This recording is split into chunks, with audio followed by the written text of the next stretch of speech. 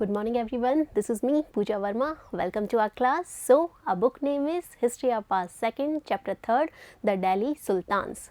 बच्चों इस चैप्टर में हम देखने वाले हैं, जैसा कि चैप्टर का नेम है द दिल्ली सुल्तान्स, तो दिल्ली के बारे में हम पढ़ने वाले हैं कि दिल्ली पे किन किन सुल्तान्स ने जो है रूल किया है ना। जैसा कि आप सभी जानते हैं Delhi is a capital, India का हार्ट है ये, है ना। तो जो भी रूलर्स रहे हैं इंडिया में, जितने भी रूलर्स रहे, उनकी फर्स्ट ऑफ ऑल जो उनका फोकस रहा वो किस पर रहा, दिल्ली पर रहा ना। क्यों? बिकॉज दिल्ली पर बैठकर जो है, दिल्ली की गद्दी पर बैठकर पूरे इंडिया पर रूल किया जा सकता है ना, पूरे इंडिया पर नज़र रखी जा सकती है ना। तो कौन कौन से रूलर्स हुए ना जिन्होंने दिल्ली पर रूल किया। अब देखो लास्ट चैप्टर में हमने देखा था कि साउथ वाले जो एरिया था ना, वहाँ पर कौन कौन से किंगडम्स इमर्ज हुए। इसी के साथ में हमने देखा था कि आपके पृथ्वीराज चौहान हुए ना, जिन्होंने अजमेर पर जो रूल कर रहे थे, उसी के साथ में उन्होंने दिल्ली को भी जो कैप्चर किया था ना। फिर फॉरेन इन्वेडर्स की एंट्री हुई आपके, ठीक है। तो उसमें आपके कौन आए, जो आपके मोहम्मद गौरी आए ना, उनके साथ में बैटल हुआ उनका। तो मोहम्मद गौरी के आने के बाद से जो है फिर वहाँ पे सल्तनत जो है स्टार्ट होती है ना। तो दिल्ली सुल्तान्स में कौन कौन से रूलर्स हुए देखते हैं हम। सो वॉरफेयर फॉर वेल्थ, यस बच्चों, लास्ट चैप्टर में हमने देखा था कि किस तरीके से वेल्थ को लेकर वॉरफेयर की स्ट्रेटेजी जो है रूलर्स ने फॉलो की है ना। उसमें आपके पृथ्वीराज जो चौहान थे, जो कि राजपूत रूलर थे ना, उन्होंने भी इस स्ट्रेटेजी को फॉलो किया। फिर एक फॉरेन इन्वेडर की एंट्री हुई, दैट वाज मोहम्मद गौरी, है ना। उसने अटैक किया और फिर उन्होंने डिफीट करके, बहुत सारी स्ट्रेटेजी फॉलो करके, बहुत सारी पॉलिसी अपनाकर जो है उन्होंने जो आपके पृथ्वीराज चौहान को डिफीट किया, है ना। फिर वहाँ पर सल्तनत काल की जो है स्टार्टिंग होती है, ठीक है। तो आप देखेंगे इसे, Delhi become important city in 12th century. Yes बच्चों, 12th सेंचुरी में दिल्ली जो है स्टार्ट से इम्पॉर्टेंट जो है सिटी रही है ना। इंडिया का हार्ट बोलते हैं इसे, और आज हमारी कैपिटल भी है ये, है ना। तो स्टार्ट से रूलर्स की जो फोकस रहा है ना, वो दिल्ली पर रूल करने को लेकर रहा है कि अगर दिल्ली को कैप्चर कर लिया, इट मीन्स जो है हमने आधा इंडिया जीत लिया, है ना। तो दिल्ली को जो है वो जीतने में लगे रहते थे। तो 12th सेंचुरी तक दिल्ली जो है वो एक इम्पॉर्टेंट सिटी बन चुका था, है ना। Then Delhi first became the capital of a kingdom under the Tomara Rajputs. Yes, जो फर्स्ट टाइम जिसने कैपिटल बनाया दिल्ली को, किसने बनाया? तोमर राजपूत ने। किसने बनाया बच्चों? तोमर राजपूत ने। देखो ये आपके 1 मार्क्स में पूछा जा सकता है, तो इसे बिल्कुल नोट डाउन कर लीजिए और एकदम इसे याद रखना है कि फर्स्ट टाइम दिल्ली को अगर कैपिटल बनाया तो किसने बनाया था? तोमर राजपूत ने, ठीक है। अब तोमर राजपूत में भी अलग अलग जो थी कास्ट होती थी ना, तो उसमें आपके तोमर राजपूत थे और उसके अलावा चौहान राजपूत भी थे, है ना। तो इन तोमर राजपूत को फिर डिफीट किया, डिफीटेड बाय चौहान्स। किन्होंने डिफीट किया? चौहान्स ने, जो आपके पृथ्वीराज चौहान जिनके बारे में हम पढ़ते हैं ना, तो उन्होंने इनको डिफीट किया और वहाँ पर अपनी कैपिटल जो है स्टेबलाइज इन्होंने की। किन्होंने? पृथ्वीराज चौहान ने, ठीक है। फिर पृथ्वीराज चौहान के टाइम लास्ट चैप्टर में हम पढ़कर आए हैं कि फॉरेन इन्वेडर हुआ मोहम्मद गौरी, जिसने अटैक किया था, है ना। आपके जो बैटल ऑफ तराइन हुआ था, ठीक है, तो उसमें पृथ्वीराज चौहान को मोहम्मद गौरी ने क्या कर दिया था? डिफीट कर दिया था, ठीक है। और अपनी जो है अपनी डायनेस्टी वहाँ पे स्टेबलाइज की थी, ठीक है। अभी तक कौन चल रहे हैं? चौहान्स चल रहे हैं ना। 12th सेंचुरी में दिल्ली जो है वो इम्पॉर्टेंट सिटी हो गया है और फर्स्ट टाइम जो है उसे कैपिटल किसने बनाया है? आपके तोमर राजपूत ने बनाया है। और तोमर राजपूत को डिफीट किया है किसने? चौहान्स ने। चौहान्स में किसने? पृथ्वीराज चौहान ने। उन्होंने अपनी कैपिटल फिर दिल्ली को बना लिया है, ठीक है। फिर एंट्री हो रही है मोहम्मद गौरी की, जिसने डिफीट किया है पृथ्वीराज चौहान को, ठीक है। तो आगे देखिए, जैना merchants lived in the city. देखो ये मैं आपको बता रही हूँ कि दिल्ली जो है वहाँ पर सल्तनत जो है, सुल्तान्स की एंट्री कैसे हुई है ना, किससे हो रही है? मोहम्मद गौरी से हो रही है, जो कि चौहान्स में पृथ्वीराज चौहान को डिफीट करके आ रहे हैं, ठीक है। तो ये आप थोड़ा सा मतलब इसको नोट डाउन करके रखिए कि कैसे, मतलब बैकग्राउंड में आपको बता रही हूँ, ठीक है। और भी बहुत सारी चीज़ें साथ साथ में चलेगी, तो कन्फ्यूज़ नहीं होना है ना। So Jaina merchants lived in the city and constructed several temples, coins minted है कॉल्ड दिल्लीवाल। यस, ये जैना मर्चेंट्स कौन है? ये क्या होते थे बेटा? जो आपके रूलर्स होते थे ना, उनके अंडर में, मतलब कि जो मर्चेंट्स होते थे ना, जो कि आपके उस वक्त ट्रेडिंग का काम तो होता ही था ना, तो जो मर्चेंट्स होते थे उनमें फेमस थे, रिच जो होते थे ना, तो उनमें जैना मर्चेंट्स थे, वो फेमस थे ना। वो कहाँ रहते थे? सिटी में रहते थे और कंस्ट्रक्शन का काम करते थे, बहुत सारे टेम्पल्स बनवाते थे, है ना। तो जो आपके रूलर्स होते थे वो अपनी वेल्थ को कैसे शो करते थे? बड़े बड़े टेम्पल्स बनवा कर, है ना। तो किसके थ्रू बनवाते थे, जैना मर्चेंट्स के थ्रू, ठीक है। उसके अलावा कॉइन्स उस वक्त बनाए जाते थे ना, कॉइन्स को क्या कहा जाता था, कॉल्ड दिल्ली वाल, है ना, दिल्ली से ही निकल के आ रहा है दिल्ली वाल, है ना, कॉइन्स को बोला गया, क्या बोला गया, दिल्ली वाल बोला गया, ठीक है। और किसके थ्रू बनाए जा रहे थे टेम्पल्स, जैना मर्चेंट्स के थ्रू बनाए जा रहे थे। Then the transformation of Delhi by Delhi sultans, yes, अब तक दिल्ली जो है बहुत अच्छा सेंटर बन चुका था, लेकिन उसका और ट्रांसफॉर्मेशन किसके टाइम हुआ, सुल्तान्स के टाइम हुआ। अब ये कौन कौन से सुल्तान्स थे, कौन कौन से सुल्तान्स आए वो हम देखेंगे।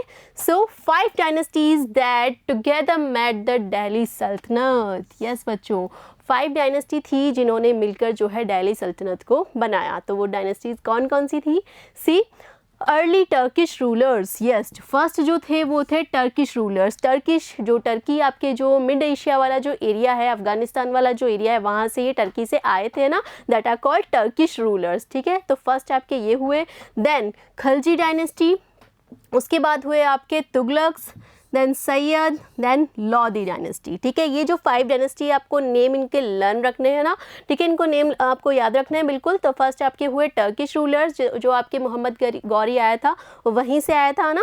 देन आपकी Khalji dynasty, then Tughlaq dynasty, then Sayyid, then Lodi dynasty. आपके देखो इसमें बहुत सारे क्वेश्चंस बन सकते हैं, आपसे ये भी पूछा जा सकता है कि जो फर्स्ट डायनेस्टी हुई है ना सल्तनत में, जो दिल्ली के सुल्तान्स हुए, तो उनमें फर्स्ट डायनेस्टी कौन सी हुई, तो आप बता सकते हो दैट वाज टर्किश रूलर्स, है ना। आपसे पूछा जा सकता है कि लास्ट डायनेस्टी कौन सी थी, तो वो कौन थी, लोदी डायनेस्टी, है ना। तो इस तरीके से कैसे भी आपसे घुमा फिरा के क्वेश्चन पूछ ले, बस आपको आंसर करना है, ठीक है। तो इस तरीके से ये 5 डायनेस्टी हुई जिन्होंने किसको स्टेबलाइज किया, दिल्ली सल्तनत को उन्होंने बनाया, ठीक है बच्चों। सो आगे देखिए, अब इनको थोड़ा डिटेल से देखेंगे कि ये जो 5 डायनेस्टी थी इनके रूलर्स कौन कौन से हुए हैं ना। तो देखो इस टेबल को देख के एक तो घबराना नहीं है, आपकी बुक में दी हुई है ये टेबल, है ना, मैंने अलग से बनाई नहीं है, ठीक है। तो वो टेबल ही मैं आपको बताऊंगी, तो थोड़ा सा बस हमारा बेसिक क्लियर होना चाहिए कि ये डायनेस्टी रही, इसके मेन रूलर्स ये रहे। रटना नहीं है हमें, बिल्कुल भी डरना नहीं है बिल्कुल भी देख कर कि इतने सारे रूलर्स हैं, इतने सारा पीरियड लिखा हुआ है इनका, तो कब से कब तक रहे, 7th क्लास में हैं आप, ठीक है। तो थोड़ा सा बस हल्का फुल्का आपको याद रखना है, ठीक है। सो देखिए, सबसे पहले आपके हमारे यहाँ पर रूल किया राजपूत रूलर्स ने ना। तो आपके पहले राजपूत यहाँ पे रूल कर रहे थे ना। तो राजपूत में कौन थे आपके, तोमर्स, है ना। तोमर राजपूत जो थे, मैंने अभी आपको बताया जस्ट इससे पहले कि तोमर राजपूत को जो है डिफीट किया था चौहान्स ने, है ना। तो आपके तोमर राजपूत में ये कब से कब तक रूल कर रहे थे, अर्ली 12th सेंचुरी टू 1165, ठीक है। 11th सेंचुरी के स्टार्ट से लेकर इन्होंने कब तक रूल किया, 1165 तक रूल किया, ठीक है बच्चों, तोमर राजपूत को ना। और एस्टेब्लाइज किसने किया था तोमर डायनेस्टी को, that was Anangpal, okay. Anangpal जो थे रूलर, उन्होंने एस्टेब्लाइज किया था। कब से कब तक रहे, 1130 टू 1145, ठीक है बच्चों। कब से कब तक रह रहे हैं, 1130 टू 1145 तक रह रहे हैं। कौन रह रहे हैं, अनंगपाल, ठीक है। उसके बाद देखिए आपकी फिर एंट्री होती है चौहान्स की, है ना। चौहान्स कब से कब तक, चौहान्स में पृथ्वीराज चौहान ने इनको डिफीट किया अनंगपाल को। देन 1165 टू 1192 तक ये जो है रूल करते हैं, ठीक है बच्चों। ड्यूरेशन आपको बिल्कुल ऐसा नहीं कि एकदम आप रट लो इसको, ऐसा नहीं करना है आपको, बस बेसिक ध्यान रखना है आपको कि पहले कौन रहे हैं, राजपूत आपके रूल कर रहे हैं यहाँ पर, है ना, दिल्ली में। जिसमें किसने स्टेबलाइज की है राजपूत डायनेस्टी को, यहाँ पे तोमर्स ने, है ना। तोमर्स ने फर्स्ट टाइम जो है कैपिटल बनाया दिल्ली को, दैट वाज तोमर्स, ठीक है। तोमर्स को डिफीट किया है चौहान्स ने, ठीक है। वो कब से कब तक रह रहे हैं, 1165 टू 1192। उसके बाद में आपके जो पृथ्वीराज चौहान रहे हैं ना, पृथ्वीराज चौहान मेन रहे हैं, तो वो 1175 टू 1192 रूल करते हैं, ठीक है। देन उसके बाद एंट्री होती है आपके फॉरेन जो अटैकर्स होते हैं ना, उनकी एंट्री होती है, ठीक है। That was early Turkish rulers, ठीक है। कब से कब तक रह रहे हैं, 1206 टू 1290 तक ये रूल कर रहे हैं। इसके बाद अब देखो ये जो आए ना टर्किश रूलर्स, इनमें थोड़ा सा चेंज किया था कि एक तो ये होता था कि कोई भी रूलर है वो रूल कर रहा है ना, उसके जाने के बाद उसका बेटा आएगा, फिर उसका बेटा आएगा, ठीक है, ये वाली पॉलिसी चलती है। लेकिन इनमें क्या था, टर्किश रूलर्स में, इनमें स्लेव रूल करते थे। जैसे कि कोई भी रूलर है ना, तो उनके बहुत सारे स्लेव होते थे, गुलाम होते थे, है ना। तो उनके जाने के बाद वो स्लेव भी रूल करते थे, इनमें ऐसा था, ठीक है। सो कुतुबुद्दीन ऐबक हुए आपके 1206 टू 1210 तक। इसके बाद शमसुद्दीन इल्तुतमिश हुए 1210 to 1236, देन रज़िया, है ना। अब ये देखो, ये बहुत इंपॉर्टेंट है, रज़िया जो थी वो फीमेल थी, है ना। तो बहुत इनके बारे में भी आगे स्टोरी में बताऊंगी आपको, है ना। तो एक फीमेल होकर भी ये रूलर रही, कब से कब तक रही, 1236 टू 1240 तक रही, है ना। इल्तुतमिश की बेटी थी, है ना। तो ये 1236 टू 1240 तक ये रूल इन्होंने किया, ठीक है। देन गियासुद्दीन बलबन हुए, ये कब से कब तक रहे, 1266 टू 1287, ठीक है। तो ये किसकी बात हो रही है, टर्किश रूलर्स की बात हो रही है। इसके बाद जो नेक्स्ट डायनेस्टी आती है वो देखिए कौन सी है, खलजी डायनेस्टी, ठीक है बच्चों। ये कब से कब तक है, 1290 टू 1320, यस। ये जो खलजी डायनेस्टी है इसका पीरियड ये रहता है 1290 टू 1320। इसमें कौन कौन से मेन रूलर्स हुए हैं, देखिए आपके जलालुद्दीन खलजी। आपने मूवी देखी है पद्मावत, है ना, उसमें रणवीर सिंह का कैरेक्टर देखा है आपने। रणवीर सिंह जो था वो कौन था, अलाउद्दीन खिलजी था, है ना। अलाउद्दीन खिलजी के चाचा रहते हैं कौन, जलालुद्दीन खलजी, ठीक है। तो उन्होंने कब से कब तक रूल किया, 1290 टू 1296, ठीक है। तो इनको जो है इनका मर्डर करके, है ना, इनकी हत्या करके कौन बनता है, अलाउद्दीन खिलजी जो है वो रूल करता है, कब से कब तक, 1296 टू 1316, ठीक है। ये कौन सी डायनेस्टी की बात हो रही है, खलजी डायनेस्टी की, ठीक है। इसके बाद आपके आती है तुगलक डायनेस्टी, ठीक है। देखो टर्किश आ रहे हैं पहले, फिर आपके खलजी आ रहे हैं, देन आपके आ रहे हैं तुगलक डायनेस्टी। तो मोटा मोटा आप थोड़ा सा ये जो मेन चीज़ है ना वो ध्यान रखना है आपको, कि पहले टर्किश आ रहे हैं, उसके बाद खिलजी आ रहे हैं, देन आपके कौन आ रहे हैं, तुगलक्स आ रहे हैं, ठीक है। तुगलक्स कब से कब तक रूल कर रहे हैं बच्चों, 1320 टू 1414, यस, ठीक है।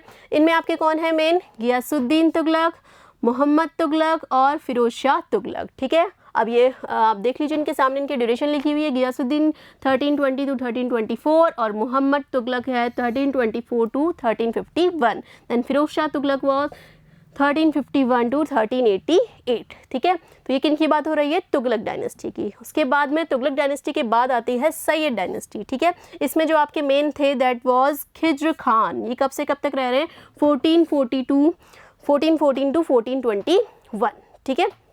फिर आपके लास्ट डायनेस्टी जो रहती है सल्तनत डायनेस्टी में आपके लोदी डायनेस्टी, ठीक है। इनमें आपके आ रहे हैं बहलूल लोदी, दैट वाज 1415 टू 1489 जिन्होंने रूल किया, ठीक है बच्चों।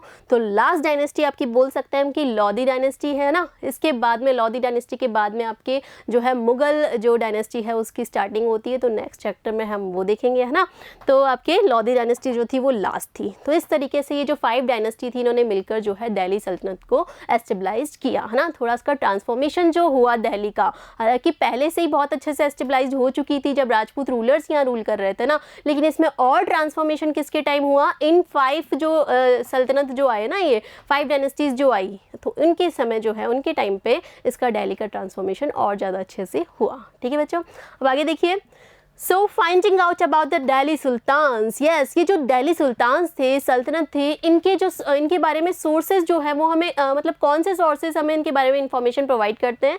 तो सोर्सेज कौन से हैं देखिए, that was inscriptions, yes. Inscriptions मैं पहले भी कई बार बता चुकी हूँ इंस्क्रिप्शंस क्या है। अब देखो उस वक्त ऐसा तो नहीं होता था कि कंप्यूटर या पीसी आपके लैपटॉप वगैरह होते थे कि टाइप करके कुछ रख लिया, है ना, या पेपर, बहुत सारे प्रिंटिंग मशीन्स होती थी, ऐसा तो होता नहीं था। तो क्या होता था कि पत्थर जो होता है ना, ठीक है, स्टोन्स पर क्या किया जाता था, लिखा जाता था ना, दैट वाज कॉल्ड इंस्क्रिप्शंस, ठीक है। उसके अलावा कॉइन्स होते थे, उनके ऊपर रूलर्स जो थे वो अपनी फ़ोटो प्रिंट करवाते थे उसके ऊपर, है ना, ठीक है। तो वो कॉइन्स होते थे, वो हमें इन्फॉर्मेशन प्रोवाइड करते हैं कि जो भी रूलर उस टाइम पे होगा ऑफकोर्स अपनी ही पिक्चर बनवाएगा ना उसके ऊपर, है ना, और अपना टाइम लिखवाएगा कि मैंने इस टाइम से इस टाइम तक रूल किया, ठीक है।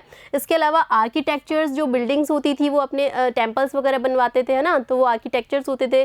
Then important source of history that was Tarikh and Tawarikh, yes. अब ये तारीख त्वारीख क्या है इसको हम डिटेल में और आगे पढ़ेंगे। जैसे कि जो भी पढ़े लिखे लोग होते थे, स्कॉलर्स होते थे, है ना, तो उनसे वो अपने एक तरीके से बायोग्राफी लिखवाते थे, है ना, दैट आर कॉल्ड तारीख, ना, त्वारीख मतलब अपने बारे में जो है वो पूरी बुक जो है उनसे वो लिखवाते थे, ठीक है, दैट आर कॉल्ड त्वारीख, ठीक है। रिटन इन पर्शियन, और किस लैंग्वेज में लिखी होती थी, पर्शियन लैंग्वेज में लिखी होती थी, ठीक है। तो सोर्सेज अगर आपसे पूछा जाए तो सोर्सेज क्या क्या हो गए आपके, इंस्क्रिप्शंस हो गई, आपकी कॉइन्स हो गए, है ना, उसके अलावा क्या है, आर्किटेक्चर हो गई, उसके अलावा तारीख एंड त्वारीख जो थी ना वो सल्तनत डायनेस्टी की जो थी वो इम्पॉर्टेंट सोर्स था। क्या था इम्पॉर्टेंट सोर्स, त्वारीख, ठीक है। और त्वारीख क्या है वो हम आगे देखते हैं और डिटेल से। These were written by a learned man, secretaries administrators, poets and courtiers. Yes, ये कौन लिखता था बेटा इनको? जो भी, अब देखो सब लोग तो पढ़े लिखे उस वक्त होते नहीं थे, है ना, कुछ ही स्कॉलर्स होते थे, है ना, जो पढ़े लिखे होते थे। तो जैसे कि बहुत सारे डिपार्टमेंट्स होते थे उस वक्त, तो रूलर्स क्या करते थे कि जैसे कि ये वाला डिपार्टमेंट किसी और स्कॉलर को दे दिया, पढ़े लिखे को ना, तो उन्हें तो क्या बोलेंगे? सेक्रेटरीज, है ना। और एडमिनिस्ट्रेशन का जो काम देखता था दैट आर कॉल्ड एडमिनिस्ट्रेटर, है ना। और जो पोएम वगैरह लिखते थे, रूलर्स के बारे में अच्छी अच्छी चीज़ें लिखते थे दैट आर पॉइट्स, है ना। और जो भी उस इनके कोर्ट में होता था, रूलर के कोर्ट में होता था दैट आर कॉल्ड कर्टियर्स, है ना। तो ये सब जो लोग होते थे ये लिखने का काम करते थे, क्या? तारीख, है ना। तो मतलब कि जो रूलर होता था उससे रिलेटेड चीज़ें, उसके एडमिनिस्ट्रेशन से रिलेटेड चीज़ें सारी ये उसके अंदर मेंशन करते थे, ठीक है। वो क्या होती थी? तारीख होती थी, ठीक है। कौन सी लैंग्वेज में लिखी जा रही है? पर्शियन लैंग्वेज में, है ना। जो भी स्कॉलर्स होते थे वो ये लिखने का काम करते थे। द ऑथर्स ऑफ तारीख lived in cities, mainly Delhi. Yes, कहाँ रहते थे जो ये ऑथर्स होते थे जो कि तारीख लिखने का काम करते थे? सिटी में रहते थे। क्यों रहते थे सिटी में? अब वो रूलर के अंडर में रहकर लिखने का काम करेंगे, है ना। अब रूलर्स को जो अच्छा लगेगा, मतलब कि जिससे कि रूलर फेमस हो, डिफेम नहीं होना चाहिए, फेम मिलना चाहिए उसे, तो अच्छा अच्छा ही लिखेगा ना वो, तो इसलिए रूलर के पास में रहते थे। और रूलर कहाँ रहते थे? जो आपके रूरल एरिया में तो रहेंगे नहीं ना, विलेजेस में तो रहेंगे नहीं, सिटी में रहते थे, ठीक है। अपनी जो उनकी जो कैपिटल होती थी वहाँ रहते थे। तो इसीलिए ये ऑथर भी कहाँ रहते थे? मेनली सिटीज़ में रहते थे, है ना। मेनली कहाँ रहते थे? दिल्ली में रहते थे।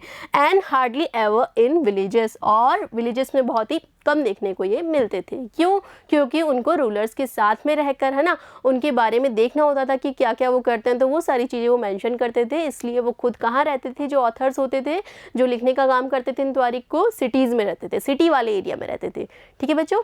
आगे देखिए, They often wrote their histories of for sultans in the hope of rich rewards. Yes.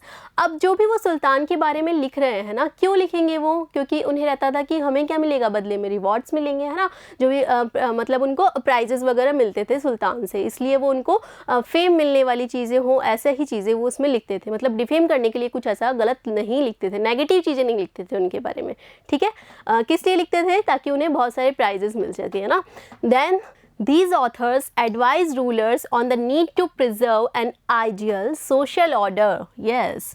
ये क्या करते थे बच्चों कि एक तरीके से ऑथर जो होते थे ना, वो क्या करते थे? Advise rulers on the need to preserve an ideal social order based on, क्या करते थे कि जो भी रूलर होता था ना उसको एक तरीके से आइडल की तरह मतलब उसको प्रेजेंटेशन उसका आइडल की तरह करते थे कि ये बहुत ही क्या है हमारे लिए बहुत ही आदर्शवान है ना, इस तरीके से उसको प्रेजेंट करते थे। Order based on birth right. Yes, और क्या कहते थे ये उनको कि जो भी रूलर होगा वो बर्थ राइट, मतलब कि ऐसा नहीं होना चाहिए कि ऐसे हर किसी को रूलर बना दिया है, बल्कि ऐसा होना चाहिए कि वो क्या हो? रिच हो, है ना, किसी डायनेस्टी से बिलोंग करता हो, ऐसा ही रूलर जो है वो बनना चाहिए। मतलब कि जो किंग बनेगा वो एवं कोई भी नहीं बन जाएगा, बल्कि वो क्या होना चाहिए? रिच होना चाहिए, है ना। उसकी जो है मतलब उसका बैकग्राउंड बहुत ही सॉलिड होना चाहिए। तो इसलिए यहाँ जो वर्ड आया ना बर्थ राइट, है ना, तो वो बर्थ से ही जो है वो मतलब कि काफ़ी पावरफुल होना चाहिए, ऐसा रूलर उनको चाहिए था। And gender distinctions. यस, और जेंडर डिस्ट्रिक्शन कैसा था कि वो चाहते थे कि जो मेल हो ना वही क्या बने?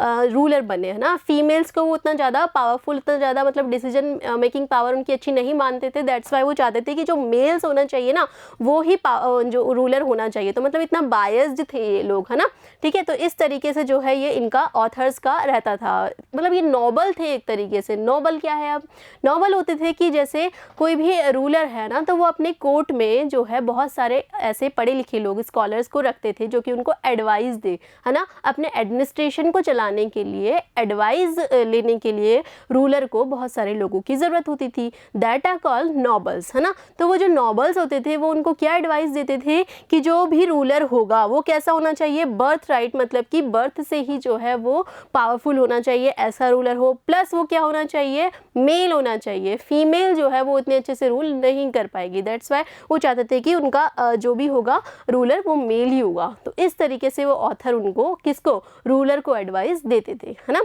सो आगे देखिए, 4 stages in the making of a manuscript. अब देखो इसमें बहुत सारी चीज़ें आपको साथ के साथ में बता दी जा रही हो ना। अब ये मैन्यूस्क्रिप्ट क्या है, देखिए फर्स्ट चैप्टर पे पहुंच जाओ आप, अगर आपको ध्यान हो, स्क्राइब्स, मैन्यूस्क्रिप्ट, ये बहुत सारे वर्ड्स आए थे जब पेपर का इन्वेंशन नहीं हुआ था ना। तो मतलब कि उस वक्त जो लिखने का काम करते, प्रिंटिंग मशीन आपके नहीं थी, तो जितनी भी चीज़ें लिखी जाती थी वो हाथ से लिखी जाती थी ना, दैट आर कॉल्ड मैन्यूस्क्रिप्ट, है ना। तो ये जो मैन्यूस्क्रिप्ट होती थी वो कैसे बनाई जाती थी इस टाइम पे, है ना। हम सल्तनत जो है डायनेस्टी की बात कर रहे हैं आपके, तो किस तरीके से बनाई जाती थी, 4 स्टेजेस में आपके तैयार की जाती थी। फर्स्ट स्टेज में क्या हो रहा है, प्रिपेयरिंग द पेपर। आपको दिख रहा है कि ये इस तरीके से एक बंदा है जो क्या प्रिपेयर कर रहा है, पेपर बना रहा है आपके, है ना। ये देखिए आप तस्वीर में आपको दिख रहा है पेपर बनाते हुए। देन सेकंड स्टेज में क्या होता था, राइटिंग द टेक्स्ट। अब ये हाथ से लिख रहा है, कोई मशीन नहीं है उसके पास में, हाथ से ये लिख रहा है, तो हाथ से ये राइटिंग द टेक्स्ट लिखने का काम कर रहा है। 4 स्टेजेस में आपके ये काम हो रहा है ना। फर्स्ट में क्या हो रहा है, पेपर बन रहा है, सेकंड में वो हाथ से टेक्स्ट लिख रहा है, ठीक है। सो नेक्स्ट आगे देखिए, melting gold to highlight important words and passages. Yes, अभी हमें कोई चीज़ हाईलाइट करनी हो, आपके बुक में भी आप कुछ पढ़ रहे हो, रीड कर रहे हो, तो आपको हाईलाइट करना होता है, आप मार्कर लेते हैं, फट से उसको हाईलाइट कर देते हैं। लेकिन इस वक्त ऐसा कुछ था क्या, इतनी टेक्नोलॉजी कहाँ थी। अभी मैं आपको डिजिटल बोर्ड पे मैं आपको रीड करवा रही हूँ ना, और मैं इस तरीके से हाईलाइट कर देती हूँ फट से, तो उस वक्त ऐसा कुछ था नहीं ना। तो वो क्या करते थे, हाईलाइट करने के लिए मेल्टिंग गोल्ड को क्या करते थे, मेल्ट करते थे, है ना। उसको मेल्ट करने के बाद में then highlight important words and passages. Yes, melt करने के बाद में इस तरीके से आपको ये दिख रहा है, इसके अंदर उसको मतलब ये एक पेन जैसी शेप का एक चीज़ है ना, उसके अंदर गोल्ड जो मेल्ट किया हुआ है उसको उसमें फिल करते थे, और उसके बाद में वर्ड्स जिसको हाईलाइट करना होता था ना, इंपॉर्टेंट वर्ड्स को क्या करते थे, हाईलाइट करते थे ना। ठीक है, देखो कितनी मेहनत कर रहे हैं इसमें, है ना। So then preparing the binding. Yes, उसके बाद में क्या करते थे, सारा हाईलाइट हो गया, बहुत सारी मैन्युस्क्रिप्ट तैयार हो गई है, बहुत सारे पेजेस तैयार हो गए हैं। अब उनको कलेक्ट तो करना होगा ना, जैसे आप अभी भी आप कई बार क्या होते हैं, फोटो कॉपीज करवाते हैं, फिर उसको बाइंड अप करवाते हैं ना, तो लास्ट में फिर उसको क्या किया जाता है, बाइंड अप ये कर रहे हैं। अब ये बाइंड अप के लिए उनके पास वो मशीन्स नहीं है जैसे आपके नॉर्मली आप शॉप्स पे देखते हैं ना, तो बाइंड करने का भी इनका अपना ही एक अलग तरीका है, तो उस तरीके से ये बाइंड अप उसे करते हैं। तो इस तरीके से 4 स्टेजेस में जो है ये मैन्युस्क्रिप्ट जो है वो तैयार होती थी, है ना। तो जो भी रूलर्स होते थे उनके बारे में ये ऑथर्स जो होते थे वो तैयार करते थे, ठीक है बच्चों।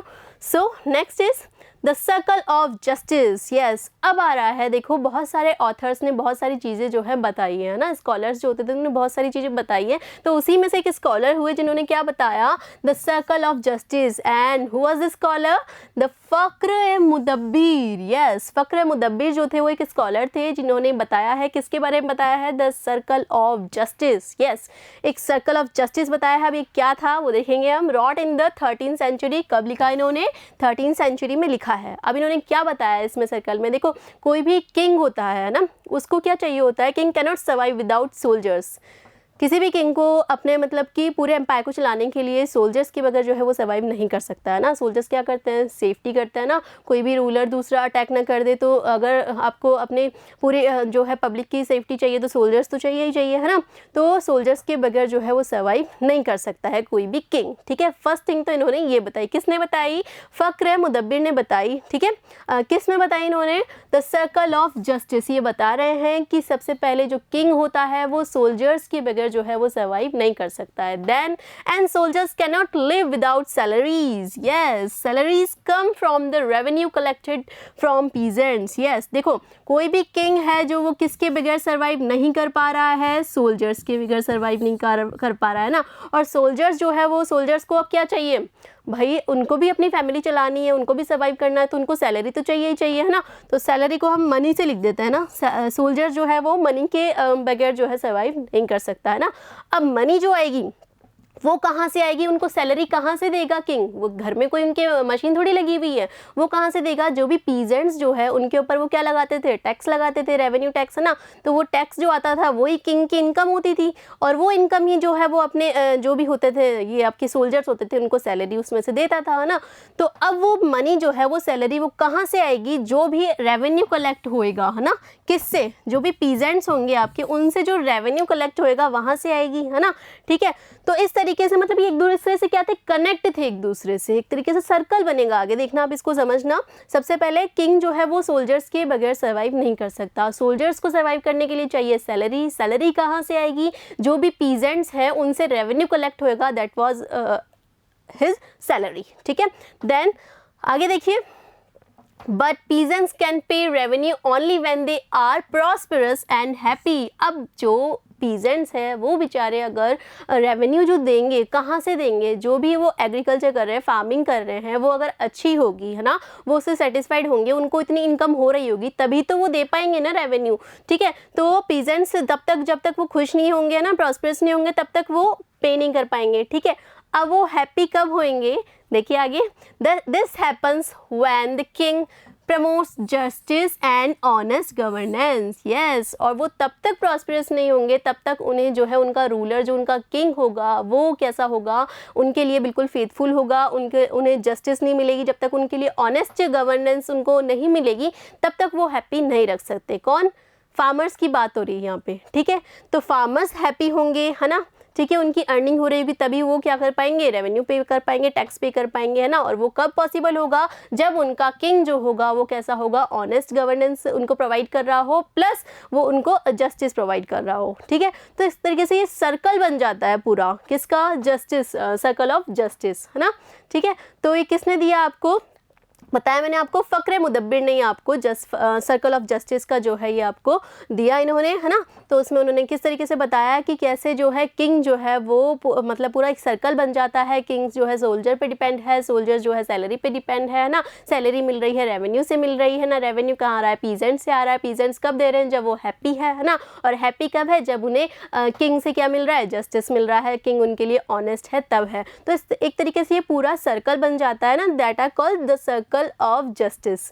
ठीक है बच्चों, तो ये किसने दिया है? फ़क्र मुदब्बिर ने दिया है। अब इसमें से आपसे कुछ भी पूछ लिया, आप फट से आंसर करोगे, है ना, अगर आपको समझ में आया होगा तो। आई होप आपको समझ में आया होगा। Then next is, so who was Razia? Yes, अभी हमने जो मैंने आपको एक टेबल बताई जो कि आपकी बुक में भी है ना, वो टेबल बताई जिसमें आपको 5 सल्तनत्स के बारे में मैंने आपको बताया था। उसमें से एक रूलर हुई थी दैट वाज रजिया, जिनके बारे में मैंने आपको बोला था कि आपको ध्यान रखना है ना। फीमेल रूलर थी ये। ठीक है, तो देखिए कौन थी? She was the daughter of sultan Iltutmish. Yes, तो ये सुल्तान इल्तुतमिश की डॉटर थी, है ना, हु बिकम सुल्तान इन 1236। 1236 में सुल्तान बनी। अब देखो उस वक्त कैसे कैसे ऑथर थे जो कि एकदम बायस्ड थे, है ना। जेंडर डिस्क्रिमिनेशन भी वो कर रहे थे कि सिर्फ मेल्स ही होना चाहिए। उस वक्त मेल डोमिनेशन भी इतना ज़्यादा था कि फीमेल रूलर तो होनी ही नहीं चाहिए। उस टाइम पे ये जो है रज़िया बेगम, जो रज़िया सुल्तान है, इनका सुल्तान बनना ये अपने आप में बहुत बड़ा अचीवमेंट था इनके लिए, है ना। तो कब बन रही है? 1236 में बन रही है। लेकिन इतने ज़्यादा इनके जो थे अपोनेंट, मतलब इतने बहुत ज़्यादा थे कि ज़्यादा टाइम तक जो है ये रूलर नहीं रह पाई, है ना। बहुत ज़्यादा अगेंस्ट इनके गए लोग थे। आगे देखिए क्या हुआ। अब बताया किसने है इनके बारे में? एक ऑथर हुए, that was who Minhaj Siraj, है ना। मिनाज सिराज कौन थे? देखिए, he was the chronicler and the principal historian for the Mamluk sultanate. Yes, Mamluk सल्तनत जो थी उसके ये क्या थे? एक तरीके से हिस्टोरियन थे, है ना। मतलब हिस्ट्री को लिखने का काम करते हैं ये। ठीक है, सो क्रॉनिकलर भी थे साथ में। ये कौन है? मिनाज सिराज, है ना। और एक बहुत ही फेमस पोइट भी रहे हैं मिनाज सिराज, है ना। सो इन्होंने बताया किसके बारे में? रज़िया के बारे में। तो कुछ चीज़ें और बताई इन्होंने, देखिए क्या है। Minaj Siraz recognized that she was more able and qualified, yes, than all her brothers। कि उन्होंने बताया कि जो रज़िया सुल्तान थी वो अपने जो ब्रदर्स थे उनसे कहीं ज़्यादा क्वालिफाइड थी और कैपेबल भी थी, है ना। ठीक है, then but he was not comfortable at having a queen as ruler. लेकिन वो अब खुद की थॉट बता रहा है ना, कौन? मिनाज सिराज। लेकिन वो कंफर्टेबल नहीं है एक रूलर के लिए। क्यों नहीं है?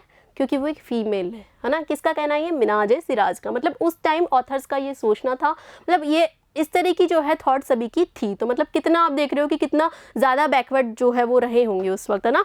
तो वो ये एक्सेप्ट कर रहे हैं कि वो रूलर जो थी वो अपने भाइयों से कहीं ज़्यादा कैपेबल थी, बट वो एक रूलर नहीं हो सकती। क्यों नहीं हो सकती? क्योंकि वो एक फीमेल है ना। सो आगे देखिए, queens rule went against the ideal social order create by God. Oh my God, ये देखो ये क्या कह दिया इन्होंने कि जो गॉड ने क्या बनाया है, गॉड का एक सोशल ऑर्डर है ना, मतलब खुद से ही एम ही फेंक दिया कि गॉड का एक सोशल ऑर्डर है ना, जिसके अगेंस्ट नहीं जा सकते। और वो ऑर्डर क्या है कि मेल ही क्या होना चाहिए, रूलर होना चाहिए, फीमेल रूलर नहीं होनी चाहिए, है ना। तो ये उसके अगेंस्ट जा रही है। कौन जा रही है? रज़िया सुल्तान जो है वो उस ऑर्डर के अगेंस्ट जा रही है ना, ठीक है। Then because of male dominated society, क्यों क्या है? क्योंकि मेल डोमिनेटेड सोसाइटी उस वक्त थी, है ना। तो इस कारण से ये जो रज़िया बेगम है वो गॉड के ऑर्डर के अगेंस्ट जा रही है। किसने बोला? मिनाज सिराज ने बोला ऐसा, ठीक है।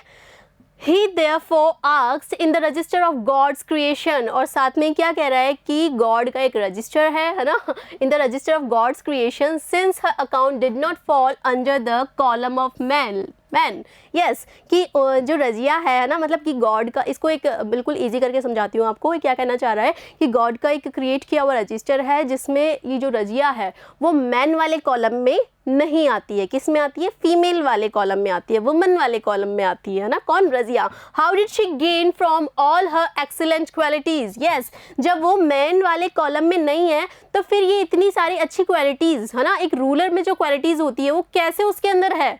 क्वेश्चन कर रहा है ना, मतलब उसको एक्सेप्ट नहीं कर रहा है कि यार भाई ये रूलर बन सकती है ना, फीमेल है लेकिन इसके अंदर क्वालिटीज़ है सारी, तो देन ये रूलर बन सकती है। बट ये क्या कह रहा है कि भैया जो रजिस्टर बनाया ना गॉड ने, है ना, तो उसमें ये किस कॉलम में आती है? मैन वाले कॉलम में आती है, लेकिन फिर भी इसमें इतनी सारी क्वालिटीज़ कैसे है? ऐसे स्टूपिड क्वेश्चन ये कर रहा है। कौन कर रहा है? मिनाज सिराज, है ना, ऐसा ये लिख रहा है ना, ऑथर है, ठीक है। So then Razia mention on her inscriptions that she was the daughter of sultan Iltutmish. Yes, Razia ने क्या मेंशन किया अपने इंस्क्रिप्शंस में कि वो किसकी बेटी थी? Daughter of sultan Iltutmish, yes. तो इस तरीके से आपको मतलब देख सकते हो आप कि कितना बायस जो है ये लोग रहे होंगे उस वक्त, और कितनी सारी जो है बहुत सारी चीज़ों का सामना जो है रज़िया सुल्तान को करना पड़ा होगा। आपने वो गाना सुना होगा ना, रज़िया फंस गई गुंडों में, है ना, वो यहीं से मतलब वो इन्हीं के ऊपर है, मतलब इन्हीं को जोड़ता हुआ है वो, कि ये एक तरीके से इनकी सिचुएशन उस वक्त ऐसी हो गई थी कि सब लोग इनके अगेंस्ट हो गए थे, है ना, ठीक है। सो हाँ, यहाँ से हमें पता चलता है कि जो रज़िया थी वो फीमेल रह के भी रूलर ही रही है ना, लेकिन 4 इयर्स तक ही रूल कर पाई है ना, क्योंकि इनके जो है अगेंस्ट बहुत सारे लोग हो गए थे। इन्हीं के सिमिलर जो है कुछ एग्जांपल्स और आते हैं। What about queen Rudrama Devi? Yes, Rudrama Devi जो है आपके साउथ में, जो आंध्रा जो है आपके स्टेट है, वहाँ पे इन्होंने जो है रूल किया था, रुद्रमा देवी। इन पे एक साउथ इंडियन मूवी भी है, देखना आप लोग, बहुत अच्छी मूवी है। उसमें क्या बताया गया है कि जो रुद्रमा देवी है ना, उनके साथ भी यही होता है, वहाँ पर भी जो है मेल डोमिनेंस वहाँ पे रहता है, इस कारण से जो फीमेल वहाँ पर रूलर नहीं बन सकती। तो रुद्रमा देवी जो होती है वो अपने चाइल्डहुड से ही कैसे रहती है, मतलब किसी को पता नहीं लगने देती कि वो क्या है, फीमेल है ना, वो मतलब एज अ मैन वो है जो सर्वाइव करती है ना, मेल बन के वो अपना जो है पूरा लाइफ जो है वो निकालती है, ठीक है। कौन? रुद्रमा देवी। 1262 टू 1289 तक ये जो है रूल करती है, क्या बन के? मेल बनकर, ठीक है। देन एंड क्वीन दिद्दा, और जो ये क्वीन दिद्दा है, ये देखो दिद्दा जो है वो दीदी से निकला है ना, तो इसको क्या बना दिया है? दिद्दा बना दिया गया है, फीमेल से मेल बना दिया गया है ना। इन्होंने कहाँ रूल किया था? इन्होंने कश्मीर में रूल किया था ना, तो इन्होंने भी वही जो है मेल बनकर जो है वो अपना रूल किया, सर्वाइव किया। कब से कब तक? 982 1033 तक इन्होंने रूल किया। तो मेनली इसमें क्या बताया गया है कि उस वक्त जो सल्तनत, जो डायनेस्टी हुई आपके, सल्तनत जो पीरियड हुआ, उस वक्त जितने भी रूलर हुए वो मेल हुए, लेकिन जो फीमेल हुए वो इतना ज़्यादा डोमिनेट हो गए थे कि उनको क्या करना पड़ा? मेल रहकर जो है वो रूल करना पड़ा। उनमें से रज़िया जो हुई उन्होंने 4 इयर्स तक रूल किया, ठीक है बच्चों। आई होप आपको ये सब समझ में आया होगा। आगे और हम दिल्ली सल्तनत के बारे में पढ़ेंगे कि किस तरीके से जो है गैरसन टाउन्स वगैरह बनने लगे थे वहाँ पे, गैरसन टाउन क्या है, ये सब मैं आपको नेक्स्ट वीडियो में बताऊंगी, ठीक है। Thank you so much.